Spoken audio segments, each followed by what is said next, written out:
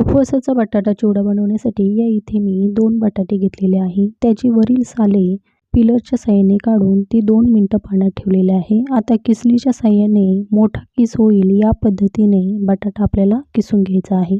बटाटा किसून झाल्यानंतर लगेचच त्याला आपल्याला पाण्यामध्ये घालायचं आहे. पाण्यामध्ये 2-3 वेळा छान स्वच्छ धुवून घ्यायचं आहे. स्वच्छ धुवून घेतल्यानंतर एका चाळणीमध्ये आपल्याला हा बटाट्याचा किस काढून घ्यायचा आहे. चाळणीमधून पाणी गळाल्यानंतर लगेचच आपल्याला एखाद्या कॉटनच्या कपड्यावर हा किस पसरून ठेवायचा आहे. कमीत कमी 10-15 मिनिटं हा किस आपल्याला सुकवून घ्यायचा आहे. हा किस अगदी कोरडा झाला की लगेचच आपल्याला उपवासाचं तेल किंवा तूप कडकडीत गरम करून त्यामध्ये हा तळून घ्यायचा आहे. बटाटा चिवडा कडक झाला की लगेच तो काढून घ्यायचा आणि त्यामध्ये लगेचच तेल गरम असताना अर्धी वाटी शेंगदाणे आणि 3-4 हिरव्या मिरच्या तळून घ्यायच्या.